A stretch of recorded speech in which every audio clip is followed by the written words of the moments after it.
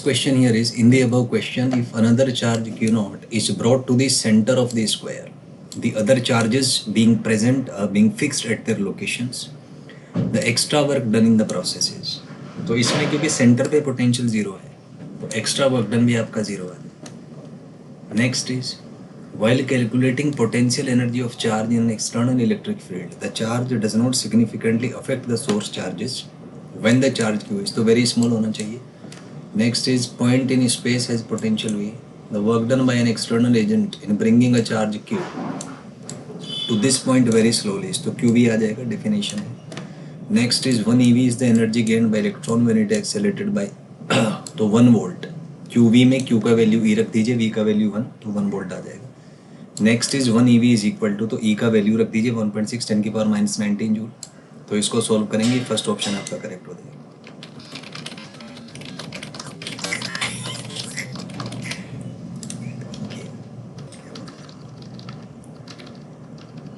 Next is 1 kilo electron volt is equals to, तो kilo मतलब 10 की पावर 3 से मल्टीप्लाई कर दीजिए, तो first one will be correct. Mega में फिर 10 की पावर 3 कर दीजिए तो ये -13 आ जाएगा. गीगा में फिर 10 की पावर 3 कर दीजिए तो ये 10⁻⁻10 आ जाएगा. टेरा में फिर 10 की पावर 3 कर दीजिए तो -7 आ जाएगा. Next is 2 point charges are placed are a distance apart. Electric potential location V1 है, V2 है.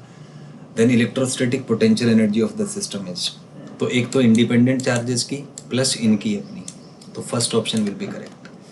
Next is find electrostatic potential energy of a system of charges. ये आपको दिया हुआ है, चार्जेस प्लेस्ड एट, कोऑर्डिनेट्स दिए हुए हैं तो यही वाला फॉर्मूला लगा के आप सॉल्व करेंगे, तो इसमें फर्स्ट ऑप्शन जो है आपका ये करेक्ट आ जाएगा.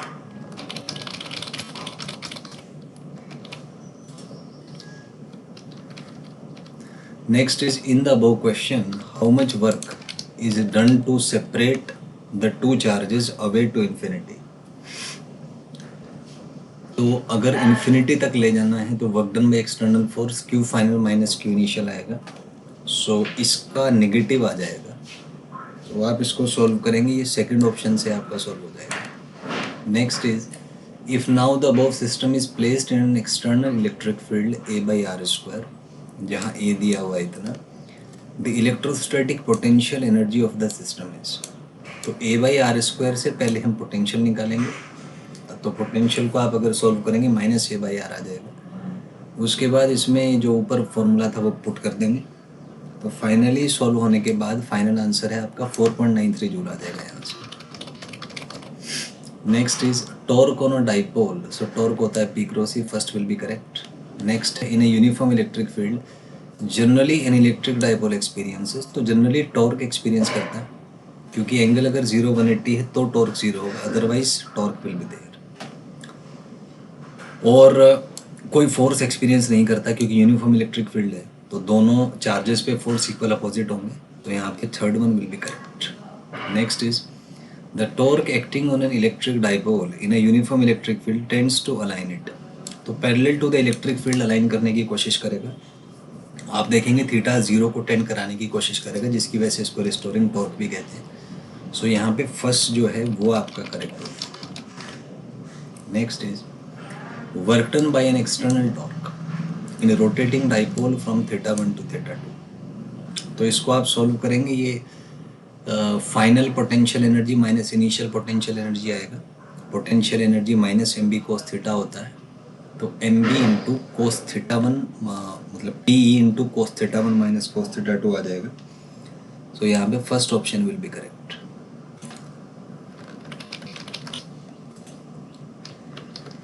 Next is, magnitude of the torque acting on the dipole is given by, तो मैग्नीट्यूड PE sin θ होता है, first one will be correct. Next is, torque acting on a dipole in an electric field is maximum value, तो जब sin θ maximum होगा सो θ 90 होना चाहिए, सो यहाँ पे third one will be correct. Next is, torque acting is minimum, तो ये minimum होगा जब sin θ मिनिमम है, सो θ या तो 0 होगा या 180 होगा, सो फर्स्ट या सेकंड दोनों करेक्ट हो जाएंगे, so third will be the correct option.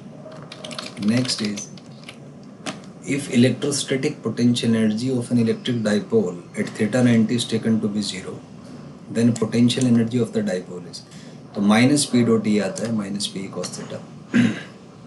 Next is total potential energy of an electric dipole in uniform electric field. तो टोटल से मतलब जो एक्सटर्नल फील्ड में है और जो इंटरनली है। तो डायपोल लेंथ 2a है, तो इसको आप ऐड कर दीजिए तो first one will be correct, यहाँ से आ जाएगा।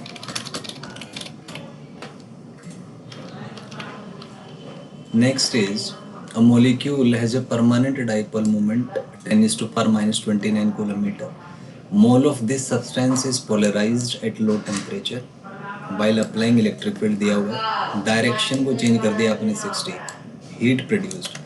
जो इसमें जो चेंज इन पोटेंशियल एनर्जी आएगा वही आपका हीट की फॉर्म में कन्वर्ट हो जाएगा। सडनली चेंज हुआ इसका मतलब एक्सटर्नल कुछ वर्क हुआ नहीं, और ये है कि डाइपोल में काइनेटिक एनर्जी आया नहीं, तो इसका मतलब है कि जो इसमें पोटेंशियल एनर्जी में चेंज आएगा वही हीट प्रोड्यूस यहाँ पे हो जाएगा। तो आप सॉल्व करेंगे कैलकुलेशंस के बाद ये 3 जूल यहाँ से आ जाएगा। नेक्स्ट इज कंडक्टर कंटेन्स, तो मोबाइल चार्ज कैरियर्स कंटेन करते हैं। नेक्स्ट है in metallic conductors charge carriers are, तो इलेक्ट्रॉन्स होते हैं, फर्स्ट आ जाएगा इसका।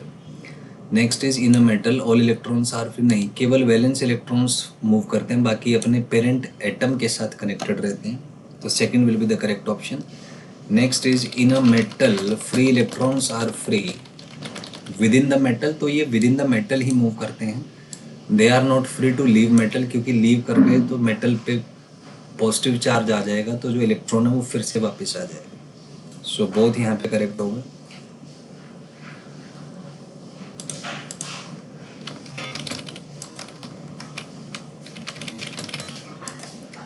नेक्स्ट है यहाँ पे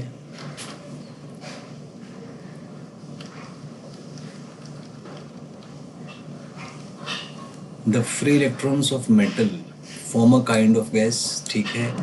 collide with each other and ions of the metal, ठीक है। मूव रैंडमली, ये भी ठीक है, तो फोर्थ ऑप्शन करेक्ट हो जाएगा यहाँ।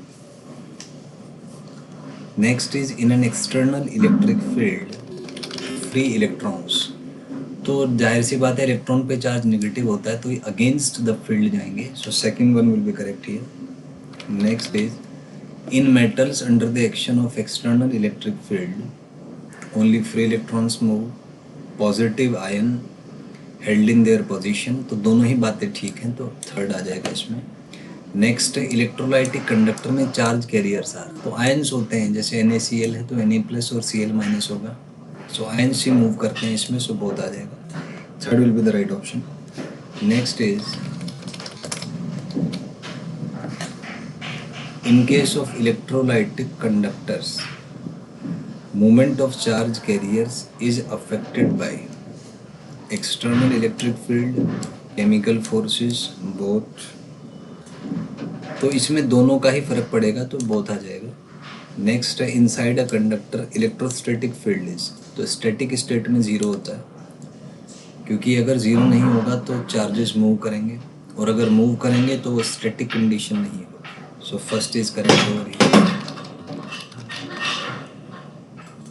नेक्स्ट है इन दिस स्टैटिक सिचुएशन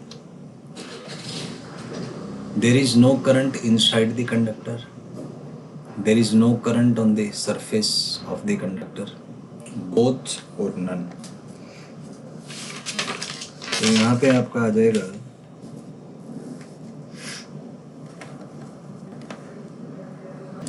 तो इसमें नेट इलेक्ट्रिक फील्ड ही जीरो होता है तभी कंडीशन स्टैटिक हो पाएगी, सो यहाँ पे बोथ वाला ऑप्शन करेक्ट होगा। Next is defining property of a conductor is that electric field inside it in static situation is zero, तो यही कंडक्टर की डिफाइनिंग प्रॉपर्टी है कि स्टैटिक कंडीशंस में वहाँ पे इलेक्ट्रिक फील्ड जीरो होता है। Next is as long as electric field is not zero inside a conductor, तो जाहिर सी बात है उस पर फोर्स लगेगा तो ड्रिफ्ट होंगे, so both will be correct, so third will be the correct answer. Next है at the surface of a charge conductor in static situation electric field inside must be zero and electric field must be normal to the surface, दोनों ही ज़रूरी हैं। क्योंकि अंदर अगर electric field होगा तो इलेक्ट्रॉन्स की ड्रिफ्टिंग होगी, जिसकी वजह